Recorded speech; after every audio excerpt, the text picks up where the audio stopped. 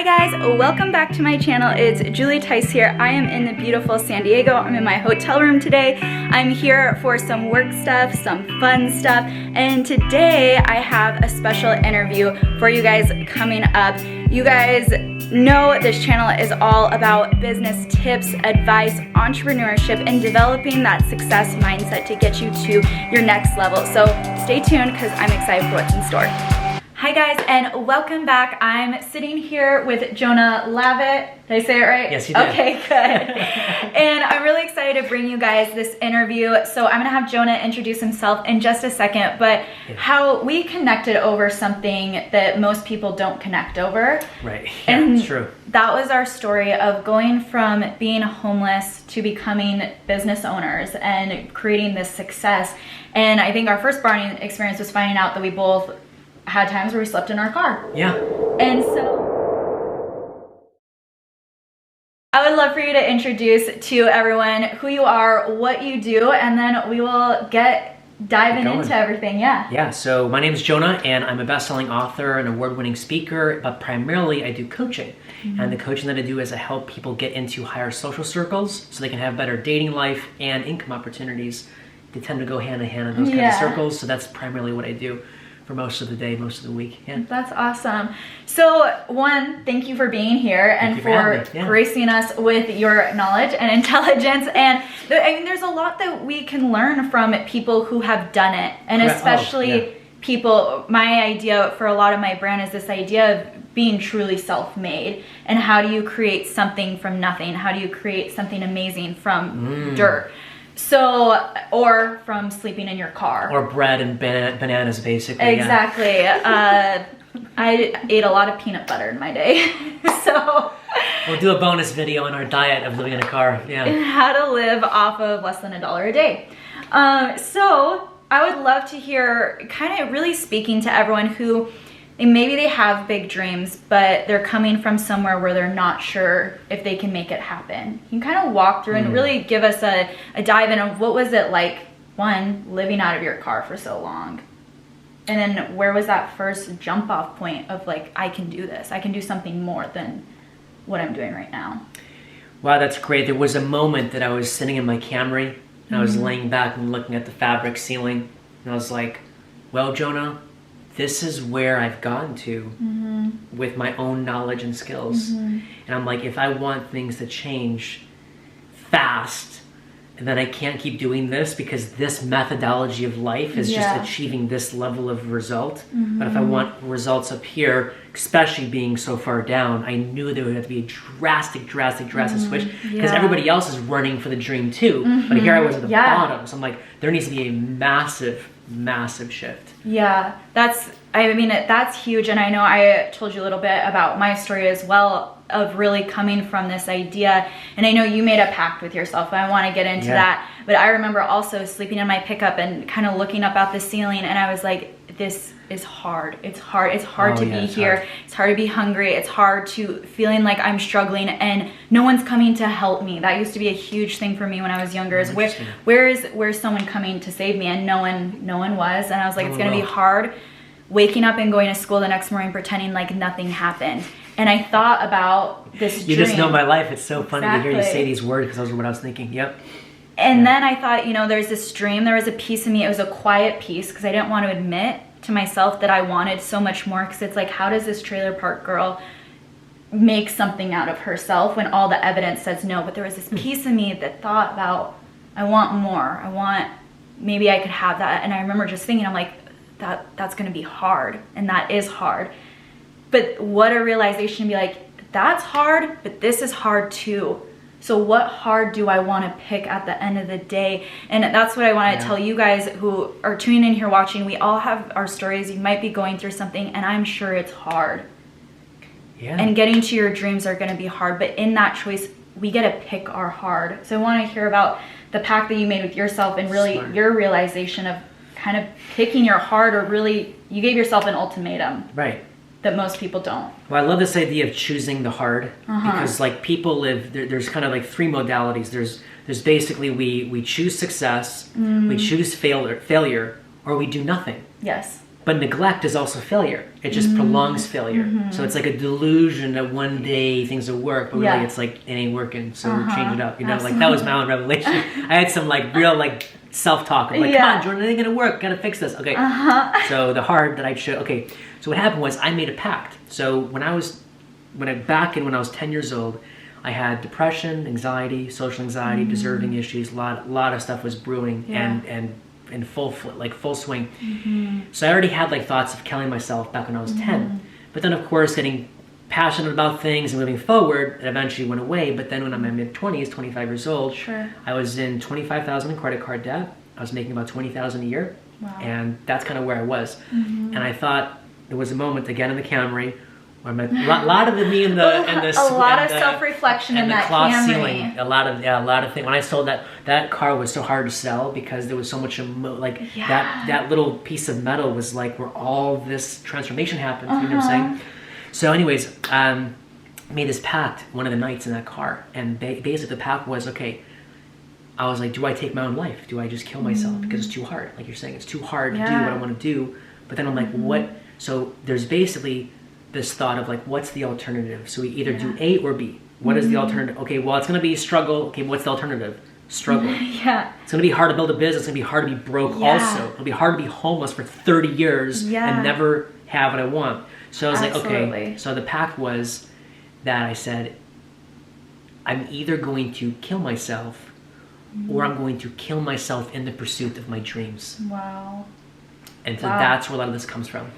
I think it's like, you know, there's a benefit to being a survivor, and we do get a pick in our situations. There's victim mentality that happens, and for good reasons. You guys have gone through the stuff. You've been victimized. But in that, when your life is in your hands, when you get to that point of adulthood, it's really, are you going to be the victim or are you going to be a survivor?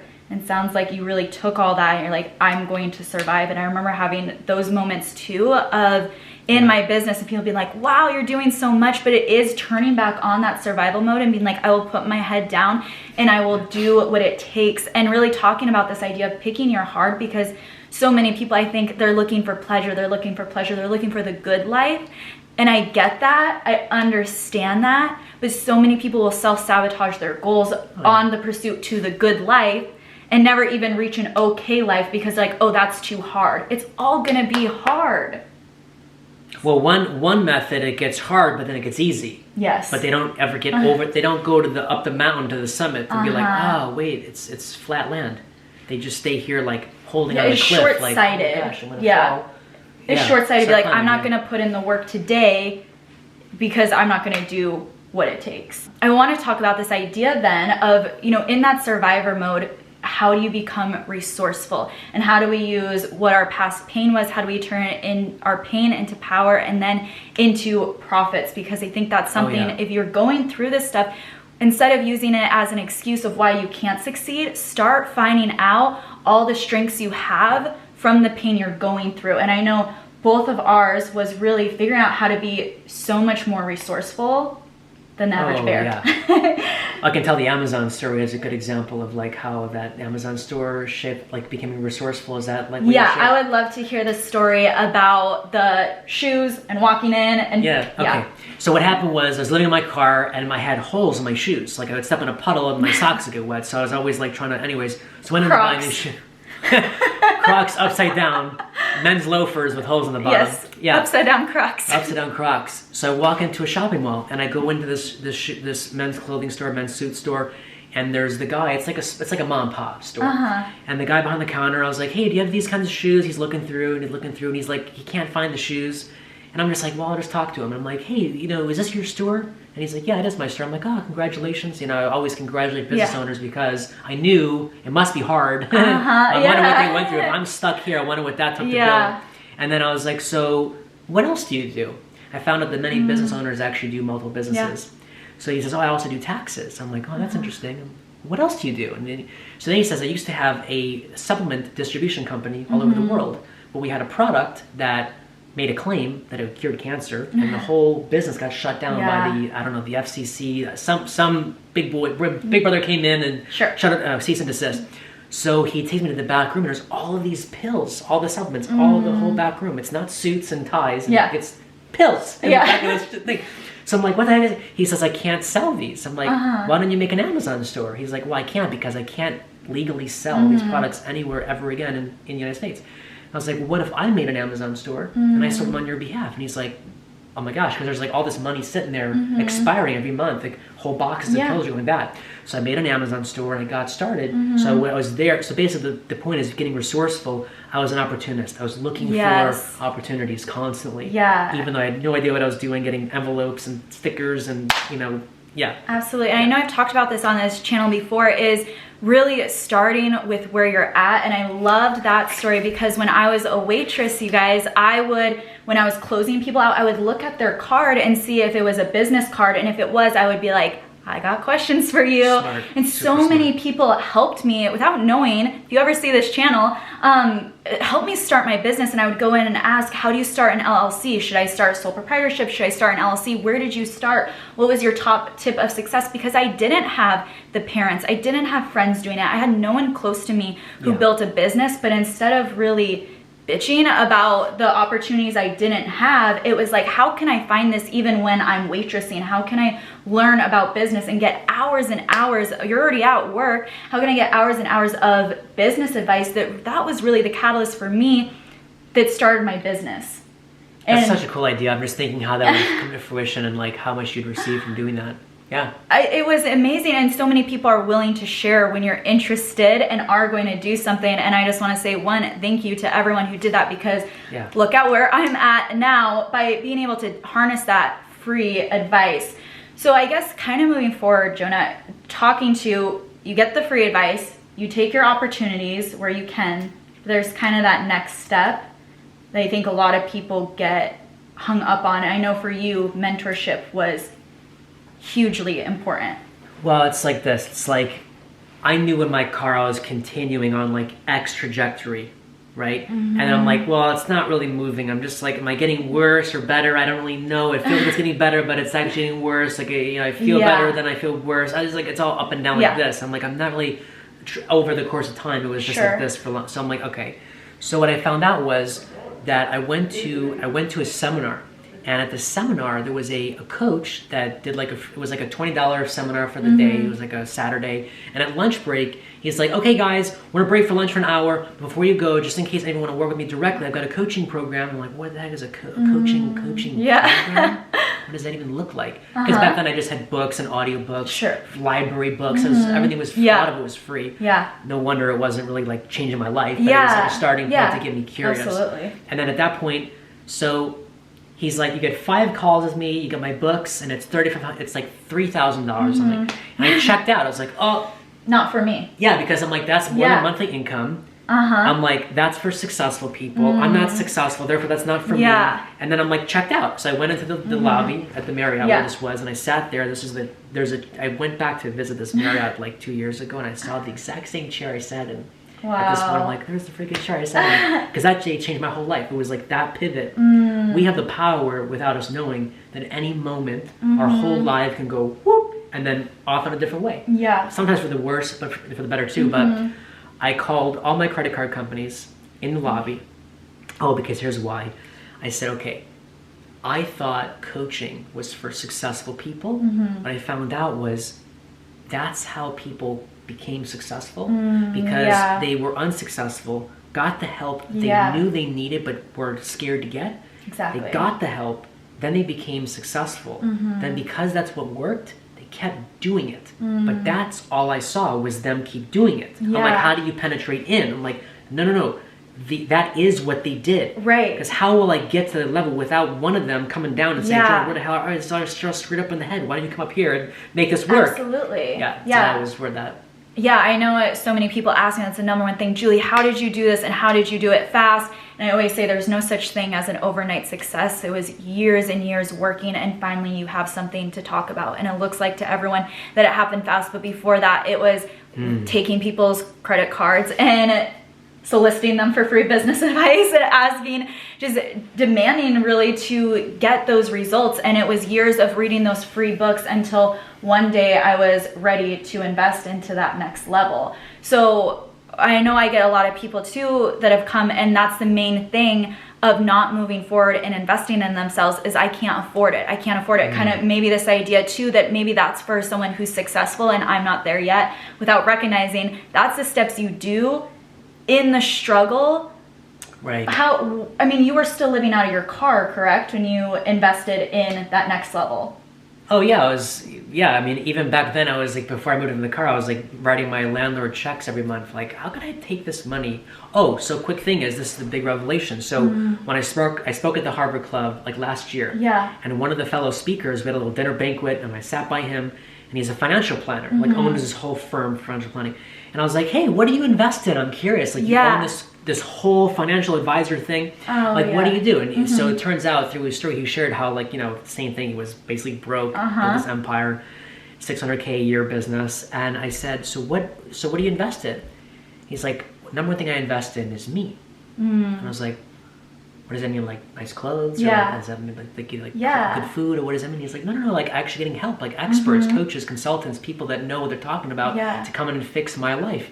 And I was like, huh. And then I says, well, like how much? Like, what is this looking like? And then he said, I've invested about 200 grand into myself. And the more I looked at this, there was a correlation between how much money someone's invested in themselves, multiply that by 3, that's their annual income. I see it over and over and over and over and over again. If you want to make $600K a year, go invest 200 grand. Yeah. Problem is, how? I don't have any money. As I'm living in a car. Absolutely. Yeah. And I will say looking at where I'm at too, I would say, like you said, the amount invested, it absolutely is. It's a weird rule. And that's a great thing to talk about though, for someone who maybe they can't even picture taking care of themselves right now, which we were both in those similar states, and really like our lives were not going good. And what do you think it's going to take for someone who's like, I can't even imagine taking care of myself. How do I invest in myself when they might not even believe in themselves? What would be that first leap off point? What would you just say to someone who's like,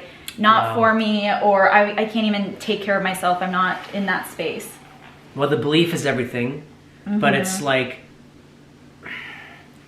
I had to convert my delusion that I'd one day be successful into delusion that I knew I wasn't going to be unless I fixed things. Wow. But that delusion I converted into like self-belief.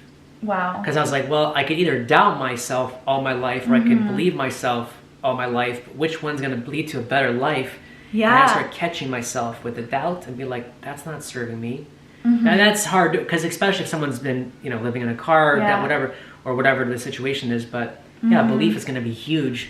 But without it, I don't know if I can instill belief like into you. Like you have to just decide like I'm going to get this done no matter what it takes. And therefore, like for me, I made that pact. I'm like, either I kill myself or I kill myself in the process. Like either way, I'm going to die. Let's get going. Like that was the conviction. But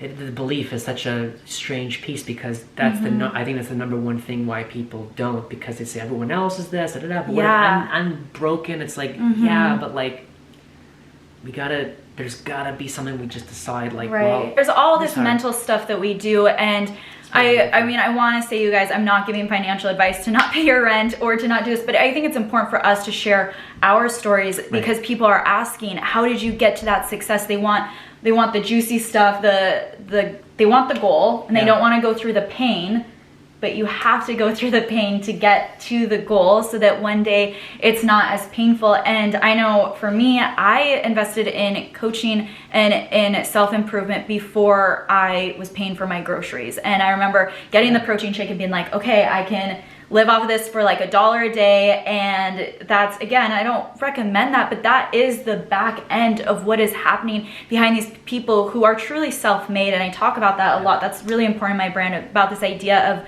what is truly self-made and how do you go from the bottom and rise up. It's really in this, what are you willing to do to get there and to do the stuff that no one else is doing. I get clients all the time, or more so prospective clients, and they're like, well, I can't afford that. I can't afford to do that. My response usually is, well, wouldn't you like to get to a space in your life where you can afford it? Because that's what investing, the keyword to investing should be, that you're getting a return on investment and ROI. And so I think people forget investing in yourself isn't just lavishly spending and going out to all these fancy dinners. It's to get that return so that it's hard now, but that you can go so much further. So Jonah, what would you say to someone who, you know, is maybe starting out at the bottom and really hasn't even made their first dollar yet?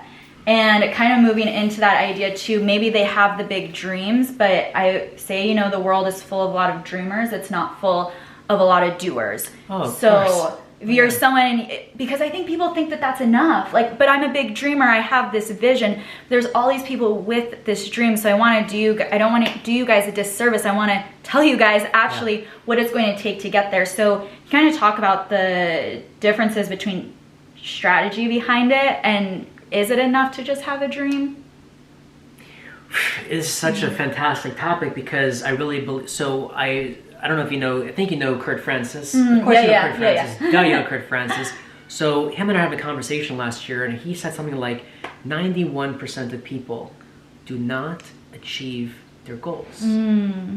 Wow. And that's of the people that set wow. their goals. So you're already you're looking at whatever that is, 20%, and then 91% don't achieve them. Yeah. So it's like, here's the give up, here's the people that still try, then like here's the ones that actually. So I was like, well, why? And he's like, well, they lack a system, they lack a strategy, they lack formal training, they lack a community, they lack a mastermind, they lack a mentor. You have this list of like 9 things. I'm like, wait, I got that. Oh wait. So anyways, so you asked like the next thing they should do, but also like investing in ourselves. It's like, so I had a guy come to me where he's a hypnotherapist, and we were at a mastermind together, and he's like, oh, you have a business coach. I'm like, of course I have a business coach. How am I going to grow? I don't even know what to do. And it's like, here's me in my box. Like, this is all I know. So like, how am I going to grow out of this box? Yes. So he's like, but how do you justify the investment? I'm like, watch this. So I said to him, I'm like, all right, what's your... Flipperoo. Oh yeah, I was like, okay, well, what do you want to make it a, like, I says, with all the clients and giving back on everything we do, what's the monthly income needed for this goal you have? He's like, about $30,000 a month. I'm like, okay. And I'm like, I'm not going to ask you what you're making right now. It's not a business. But what I will say is take that number you're making now.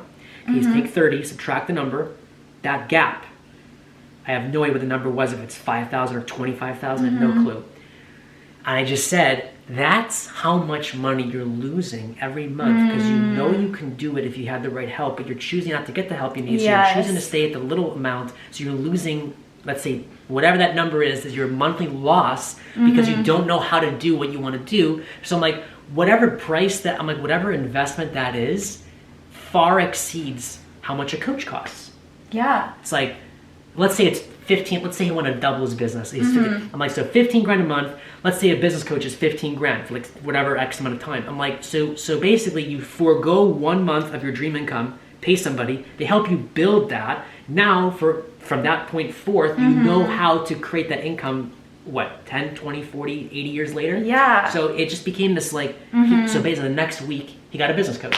Yeah. Like, it was like, I was like, oh, hey, I got a business coach. I'm like, good for you. It was so funny. I really learned. I remember being obsessed with class systems a lot. Coming from growing up in poverty, I really want to see the difference of what made someone who's in poverty think the way they do. You know, what are the belief systems around that? Same with middle class, same with upper class, and then same with those who are financially free. And I also was like, what do they know that I don't? What do they know that I don't? But that's also what I realized, that the only thing that separated me in this like poverty, low, and this millionaire was the information they knew about how to get there that I didn't. And they always say, you know, the rich get richer, the poor stay poor. But because there's systematic stuff. They keep doing more of it. And there's there's also systematic beliefs that you stay in, and there's systematic patterns that you stay in. And I feel like I can speak on this from being in that and continuing that pattern before I was like, stop. And I'm like, I will do whatever it takes to extract from that person's mind what they know that I don't. And that's when people see, they're like, you're young, how did you do this? How did you make it happen? It's because I was willing to take that jump. I was willing to not get my groceries, to just learn what someone else knew. But what I was able to do then was apply it to my life. So I wasn't just, you know, making a little bit more money, or I wasn't just lavishly spending. I was learning, you know, Alex says, the skills to pay my bills for the rest of my life.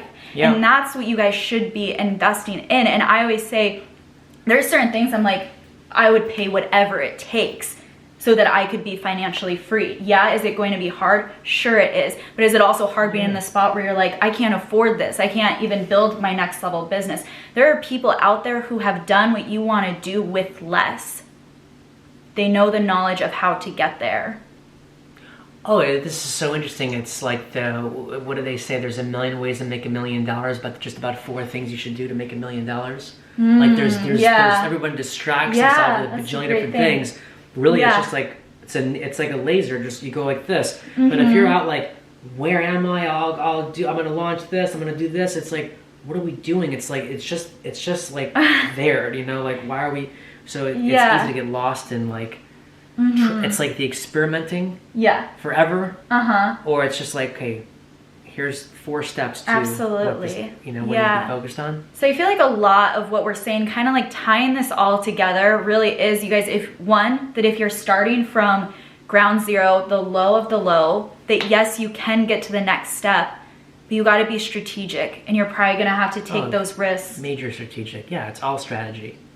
Otherwise, we're winging it, you know? Like, this is a big thing I love. Yes. Like, I think it's like... I agree. So many people are focusing on, one day, this is going to happen. I'm going to have my yacht. I'm going to be this best-selling author. And then it's like, okay, how many books have you finished? 0. Okay, that's a clue. And then it's like, so I think people think that like vision boards and praying and manifestation and the law of attraction, these are all cute distractions in my opinion, because it doesn't produce results. Because how could it? How could me going like this and being like, wow, one day I'm going to have a yacht. I got to find out $200,000 to buy a yacht.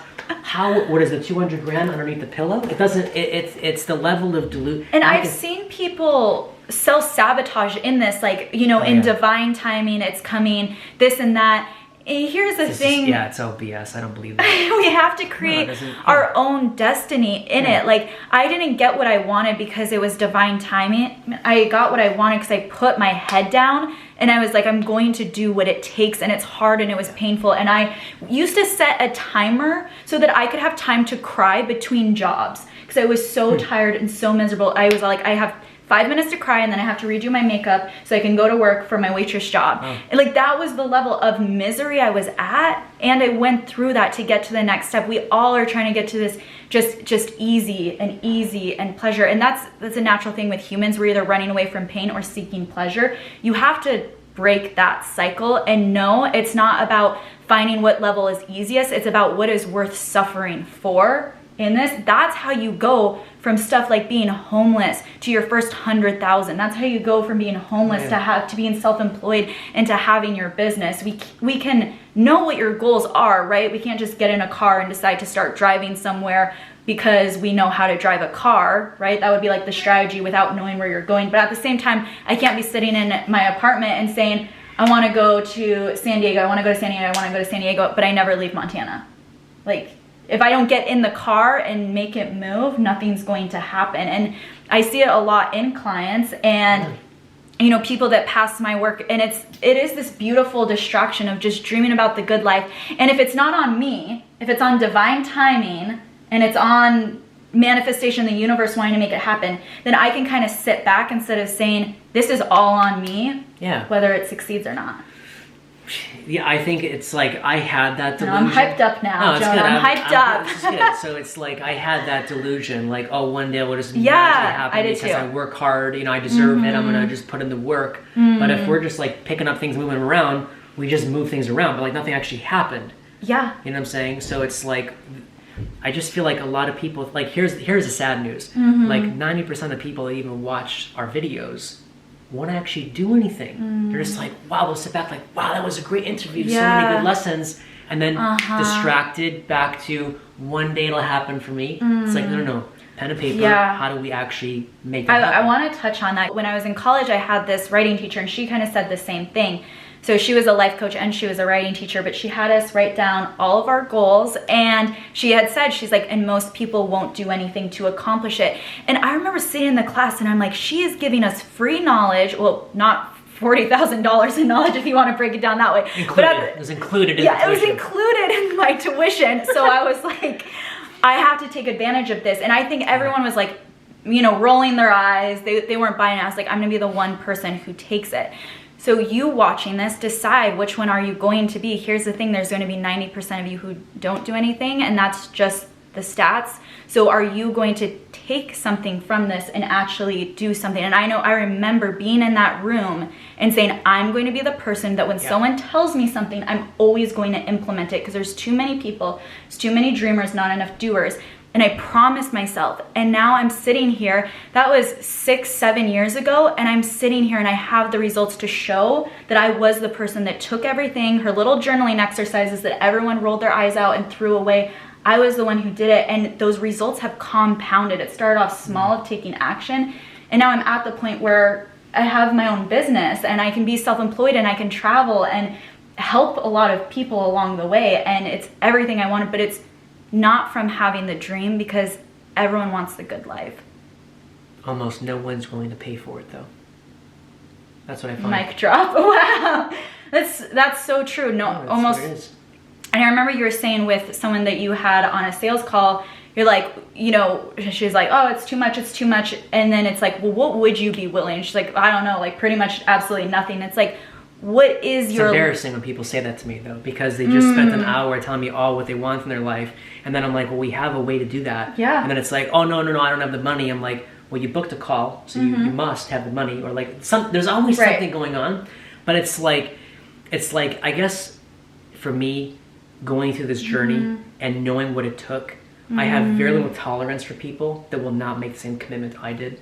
Yes. And it's actually, I get embarrassed on their behalf. They don't know, they're just like dancing in the fog. I'm like, that's actually like to get on a phone call with someone that can help you, and then to say, oh, it's like, oh, I can't even do that. I'm like, well, what were you expecting today? Like, I just like the government just sends me a check to do like it's like a very fascinating thing. Yeah. Where, like, I've invested so much money into myself, and when someone else doesn't want to do that, I'm just like, that's why you're stuck. Like, I have very little like compassion for that now, because I just see like the delusion. It's just like I know, and I do want to bring that up too, because when both of us, our first investments, we were not living the good life, and I will have people come to me and talk about maybe thinking about, they're like, oh, but I can't afford it, but their eyelashes are done, their nails are done, they're living in a decent home, and like I said, it's down to your priorities though. That is fine if that's what you want your priorities to be, but if you want to get to that next level, it's like, at what cost is that next level of life to you? And if you have the eyelashes, you have the nails, you have all that stuff, but you can't invest in yourself so that you can actually have something that's going to give you a return on the investment. Like, I was cutting out groceries. I got a second job to be able to pay for my coaching. You were living in your car. I have 3 jobs. 3 jobs. 3 jobs, living in your car, paying to invest in yourself. Yeah. Did it pay off? Well, this is the funniest thing. This is how it does. The answer is yes. Well, I made sure there's no guarantees in life. Yeah. So I was like, there are 0 guarantees. Therefore, I'm going to do whatever it takes. Yeah, you have to guarantee your own results. Yeah. Period. I had this coach that I hired. He charged $30,000 for coaching. And I'm like, oh, I can't, easily. I couldn't afford that. I was making like $60K a year. He charges $30,000 for coaching. And I'm like, okay. So I'm like, all right. Payment plan? He's like, yeah. I'm like, okay, 6 months of $5K a month. Here's the problem though. I was making $5,000 a month. So his coaching was $5,000 a month for the payment plan. So I'm thinking, okay, I'm basically signing away 100% of my income to this coach. So what I thought was, the only way I can do this is if I double my income. That's what I did. Yeah. Would you like to be able to afford it? Well, it's like Kiyosaki says, it's not like I can't afford it, it's how can I? It's a different question. So like for that coach, I'm like, okay, I'm gonna sign away my entire income to this guy, and then he's gonna help me build this, double my income, and now I can afford him plus my lifestyle. And then when his coaching payment stops, $5,000 a month is mine to keep. That's my reward for the rest of my life. That like it's I don't know. It's like an investor mentality, but most people don't have an investor mentality. They have like a spend mentality. I think it's important though. That you can learn that investor mentality. Like, I didn't come from a family who were investors. I don't think you did either. We have a lot of this story. So it's about looking at what are people doing who are ahead of me. How do I copy those results? Because success leaves footsteps. how can I follow in those footsteps? Success leaves clues. How can I follow those clues to get to my next level? And I'm like, I'm doing what those people are doing. If the, like when I was in poverty, I'm like, if the rich are investing in themselves, I'm investing in themselves. And again, it's all on your goals and it's all on your priorities. But I'm guessing if you're watching this video, you have a desire to have some type of financial success. And I think we've really kept it honest and real this whole time in this video. Sometimes about too direct, but maybe too well, but it's what people aren't talking about. I think yeah. there's too many videos online you guys are going to find that are really going to hype you up and just say you can do it, just think big, dream big, and everything is going to happen. And no strategy, no training, no mentorship, no community, no doing what it takes, no pain, no suffering. Like there was pain in all of this, and yes, it's worth it, and things are really good now. And it came with a lot of that strategy, mentorship, all that stuff that people aren't exactly talking about. I am a believer. If you're watching this, you can make your dreams happen. I'm not a cynic. I'm not going to take your dream away from you, but it's not going to happen if that's all you have. If you're not willing to go in the next strategy, if you're not willing to invest yourself. We're sitting here with Jonah, who's very successful. I'm telling you guys my story, and I've talked to many other people who have really, that is the belief that's gotten them there. Like you said, it's not that you were the successful or just investing in themselves. It's how are you unsuccessful and you got to that point. Yeah, you just got to do whatever you got to do. You know, it's like I had that coach and that Marriott there. I was like, how can I afford them? And I called all 7 of my credit card companies. They were all maxed out, 7 cards maxed.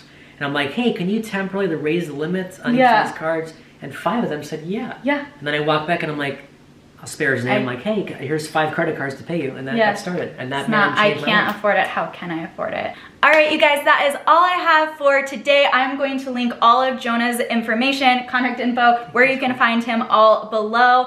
And if you like this video and want to see more like this, make sure you hit the like button and subscribe, leave a comment, let us know your thoughts about success, what you got from this video, if anything sparked what you're going to do different now in your life. And do you have anything to say to wrap it up? Go do something. Go do something. Nike got it right. Just do it. Just do it. Yeah. All right, you guys, that is all we have for today. Thank you so much, and know that this is just the beginning.